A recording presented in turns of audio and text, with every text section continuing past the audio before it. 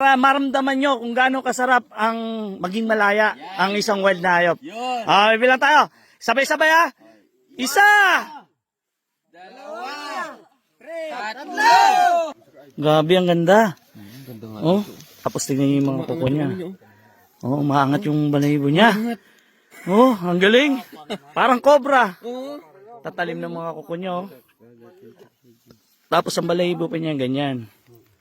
Tapos medyo ano siya sa tao, ayan oh. Huwag kang mag-alala. Hindi, nanunukayan. Oh, pakakawalan kita. Pakakawalan kanya. Pero bago ang lahat, yan, sigurado ka ba na okay lang sa'yo kahit di kita bigyan ng pera? Okay lang po. Walang, di ko babayaran sa'yo. Okay lang. Para sa kalikasan din kasi natin, di ba? Napakalaking bagay ng mga kababayan natin. Alam na nila yung pagpapahalaga sa mga hayop. No, Tay? Very good yun. Di ba, Tay? Malaking bagay yun. Kasi napaka-importante ng mga ganyang ibon. Etong kagandahan, malakas na malakas siya. Ibig sabihin, kayang-kayang lumipad. Hindi na siguro natin kailangan i-surrender pa sa DENR dahil malakas naman siya. Mas mainam na i-surrender siya sa kagubatan. Yan pagdating yan, dire-diretso na yan dyan. Pero kwento mo muna, paano mo siya nahuli?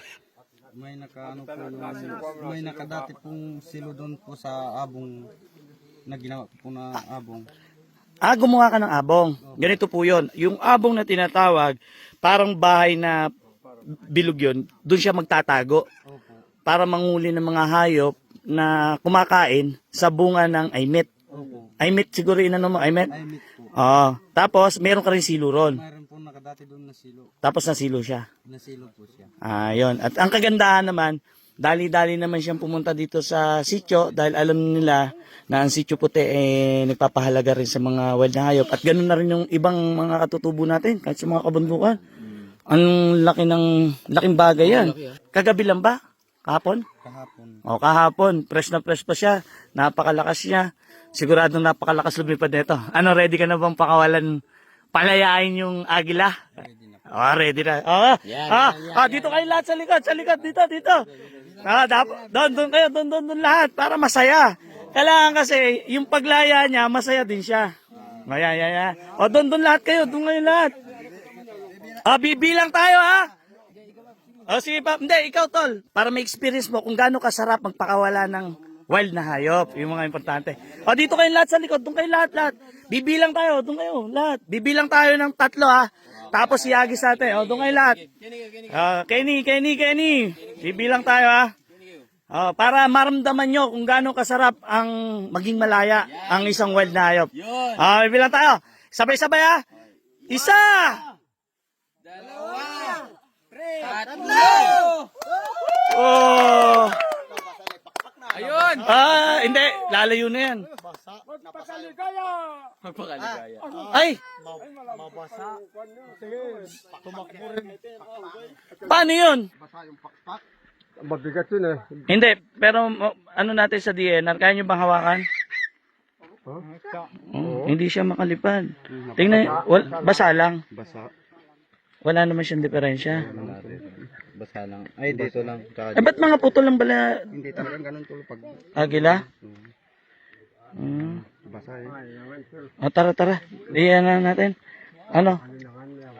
Dali natin sa DNR. Diyan Oo. Sino ba yung nakahuli? Sama ka? Ha? Sama ka? Hindi na. Hindi ka na sasama? Sino sasama? Wala. Takot kayo sa DNR? Takot sila sa DNR? Takot kayo sa DNR? Hindi kayo dapat matakot sa DNR pag wala kayong ginagawang mali. Ganun lang yan. Ayan, dali natin sa DNR ngayon. Okay lang yan. Si ano? Sama. Ayun po, surrender natin sa DNR, no? Wala tayong magagawa. Kailangan natin i-surrender sa DNR. Kasi hindi niya kayang lumipad. Hindi rin naman sila, baka mamaya kasi, ha?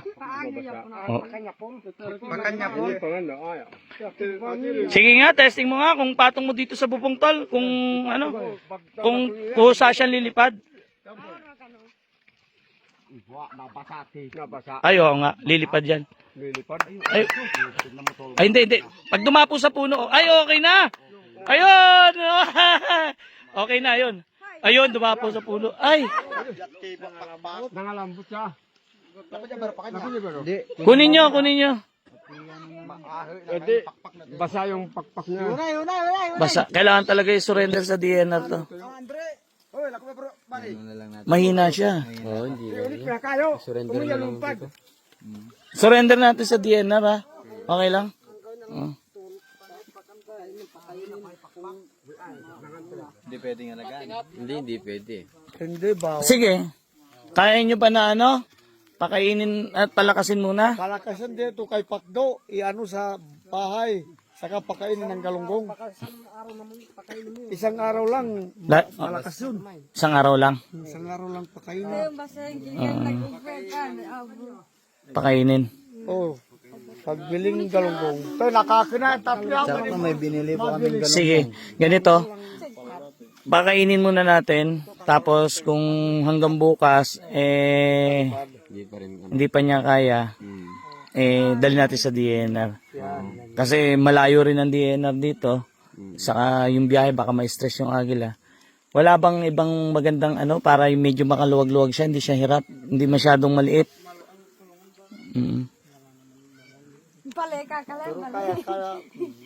Kaya yan, basta tuyo yung ano, Pakpak. pakpak niya.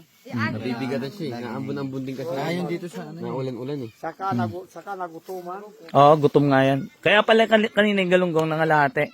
Hayaan nyo muna maubos yung galunggong. Sa kanya po yan. Requestin natin na ano, pagpahinga lang yung agila at bukas. Subukan uli natin i-release. Pag hindi talaga niya kayang lumayo, Kaya na ba, pakpak naman. dali na natin sa DNR. Yun siguro yung pinakatama. Okay.